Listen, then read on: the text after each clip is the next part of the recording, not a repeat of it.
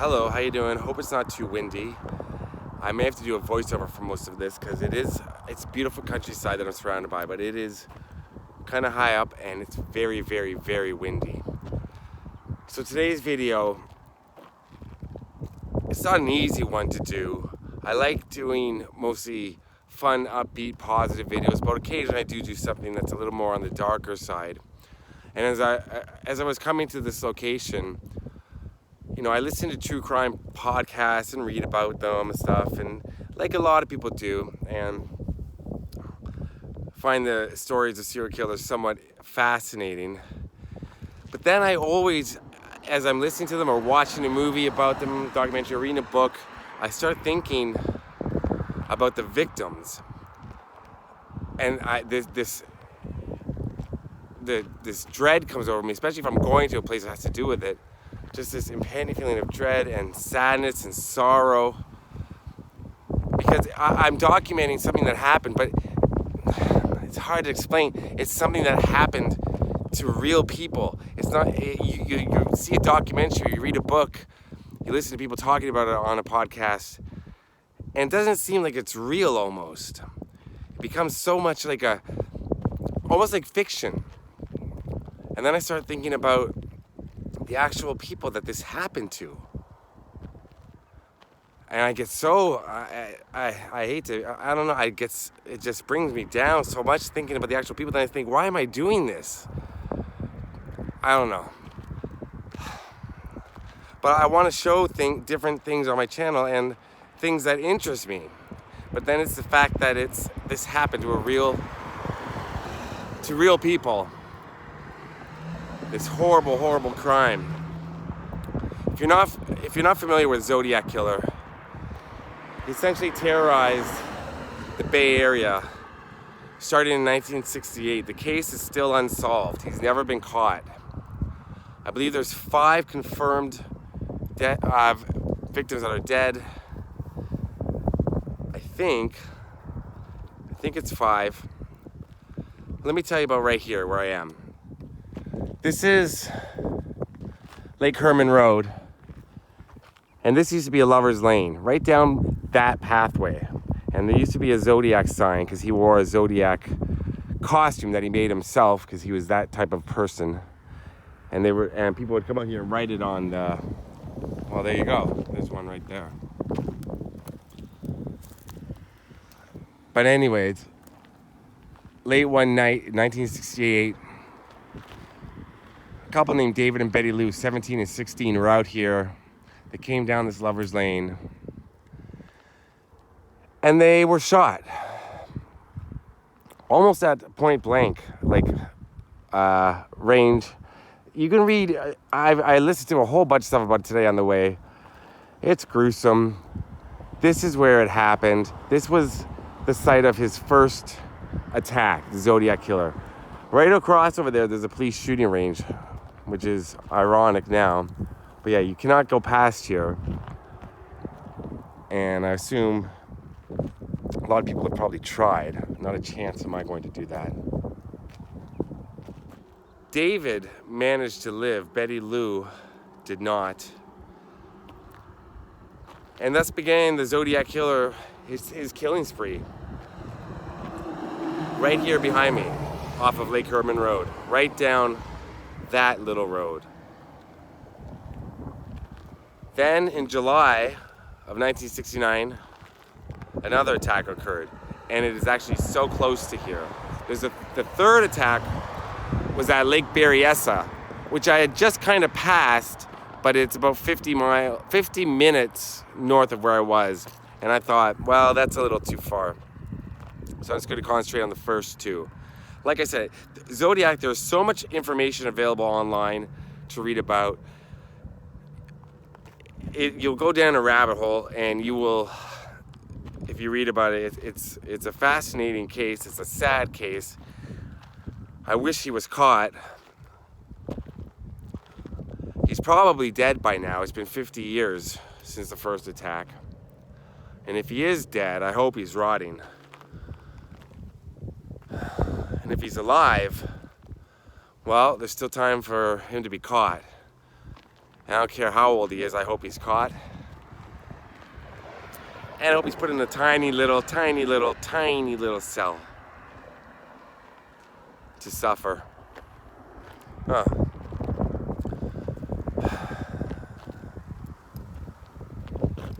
Let me show you again.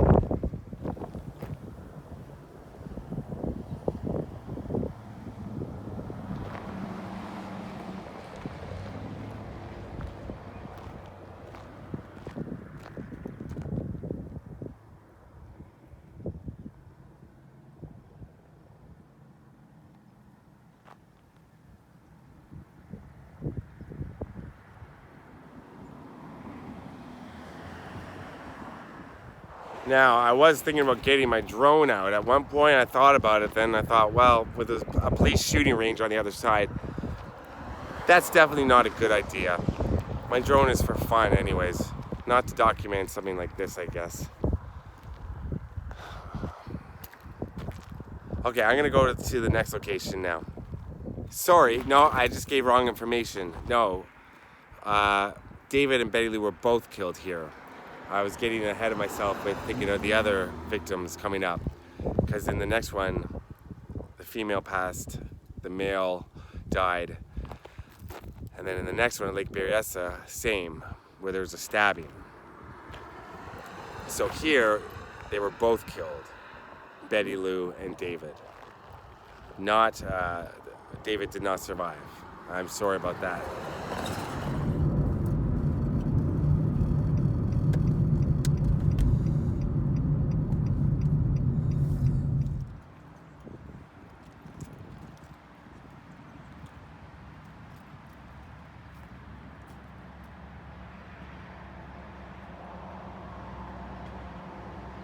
So here I am. That's just a short 5-minute drive. That's not long at all.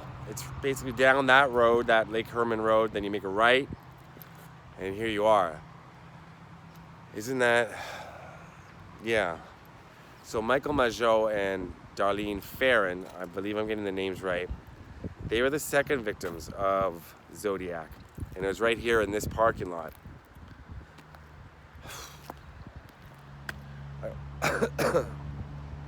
I don't think there's any signs of people spray painting things or, I mean, this looks like flowers that are growing, not flowers that are left. Well, I don't know. It's flowers that are left, just right there. But Michael survived the attack. Darlene died on the way to the hospital. Very sad. And then the Zodiac went on to attack 2 people at Lake Berryessa, like I said. But yeah, so the shootings here, the gentleman lived, Michael, but Darlene did not make it. And then the next shootings, the next killings at Lake Berryessa were really brutal because he posed, Zodiac came in a medieval type look with a Zodiac printed here, Zodiac's symbol. Said he was a runaway convict, tied them up, had her tie him up, the man up, then he tied up the woman, I'm sorry that I'm forgetting their names exactly, the Lake Berryessa attack, and then stabbed them both.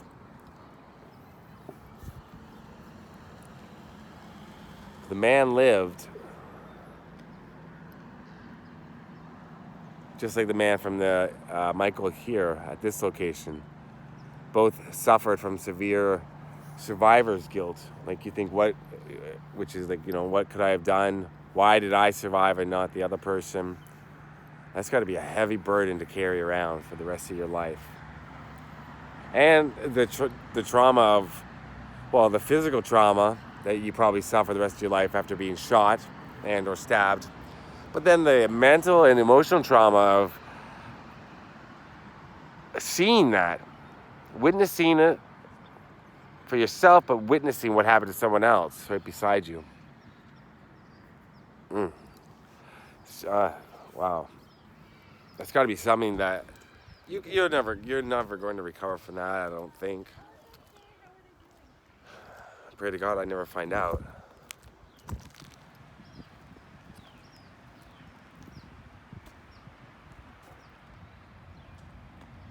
This is secluded.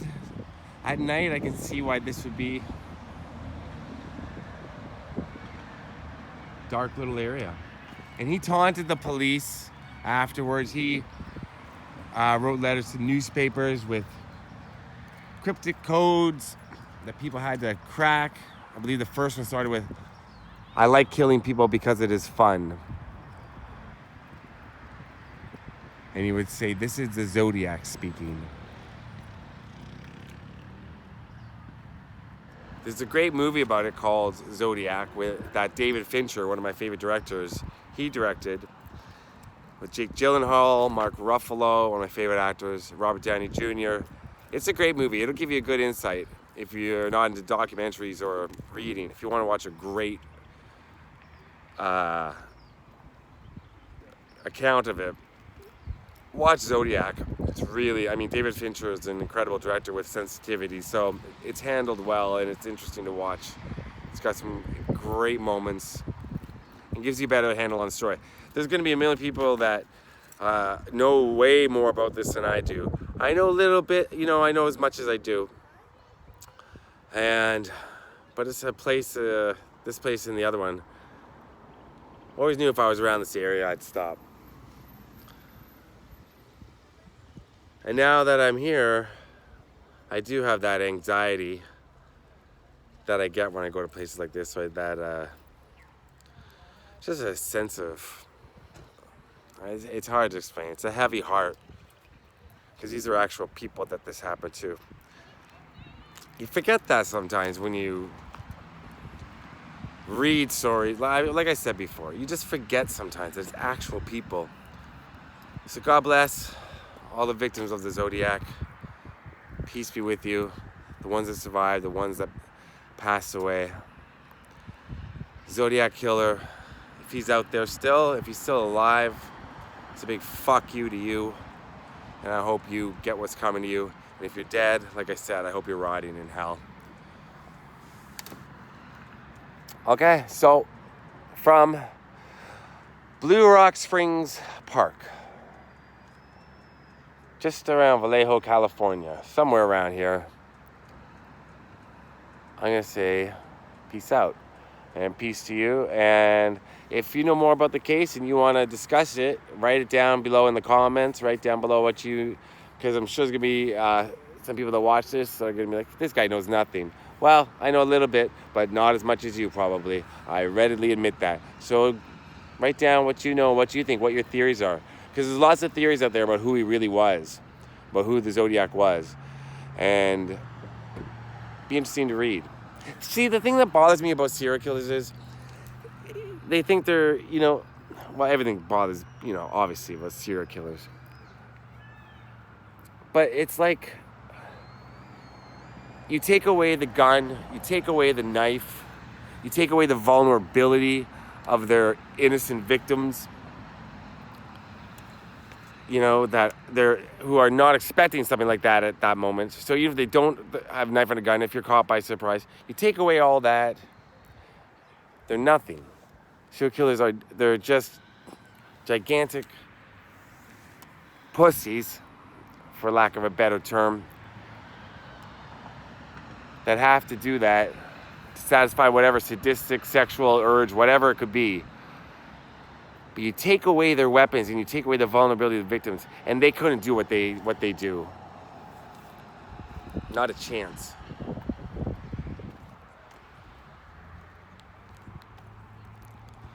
They're nothing, the shells of a man. But they need their weapons and they need to prey on the weak and the vulnerable or the unsuspecting. So they're not tough guys. Sure, they're monsters, are scary, but you take away all of that, they're not. They're just weak, pathetic, evil men, but mostly weak and pathetic. All right. God bless all the victims and their families. Peace out.